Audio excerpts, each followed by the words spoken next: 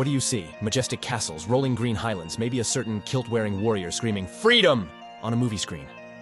But the real story of Scotland, the raw, bloody, and relentless fight for its soul, is so much wilder than any film.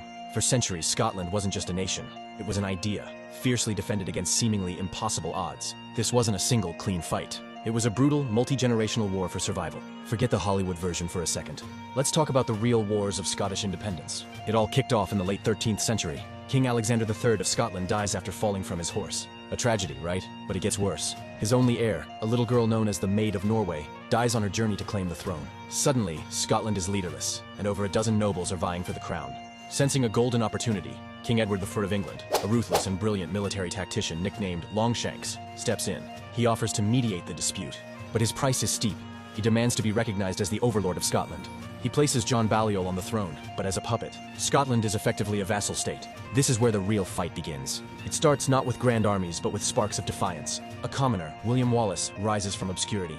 He isn't a nobleman, he's a man pushed too far. His rebellion is guerrilla warfare at its most brutal. They raid English garrisons, they ambush supply lines. The Battle of Stirling Bridge in 1297 is his masterpiece. A small Scottish force, using tactical genius, crushes a much larger, heavily armored English army by trapping them on a narrow bridge. For a moment, Scotland is free. Wallace is declared guardian of Scotland. But Edward Longshanks is not a man who accepts defeat. The very next year, he returns with a vengeance. At the Battle of Falkirk, he unleashes his secret weapon, the English longbow. The arrows rain down like death itself, decimating the Scottish spearmen. Wallace's army is shattered. He becomes a fugitive, eventually betrayed, captured, and subjected to one of the most horrific executions in history in London. Hanged, drawn, and quartered. A gruesome warning to any who would defy England. Slight pause, change in tone, but you can't kill an idea. The torch of rebellion is picked up by a man who had once sworn fealty to Edward, Robert the Bruce. He was a rival of Wallace, a nobleman playing the political game.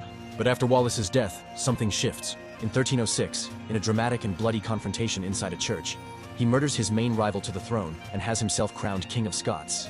Now, he's an outlaw king, hunted by Edward's forces, forced to live like a fugitive in his own kingdom. There's the famous legend of him hiding in a cave, watching a spider try and fail to spin its web again and again, until it finally succeeds. If at first you don't succeed, try again. Inspired, Bruce emerges and begins a long, painful campaign to win back his country, piece by piece. This culminates in 1314 at the legendary Battle of Bannockburn.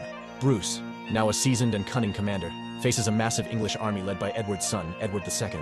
Bruce chooses his ground carefully, digging hidden pits to break the charge of the English heavy cavalry. The result is a stunning, decisive victory for the Scots. It's a victory that secures Scotland's independence for the next 400 years. This wasn't just a fight between kings and armies. It was a fight waged by ordinary people in muddy fields and on windswept hills for the right to exist. It's a history written in blood,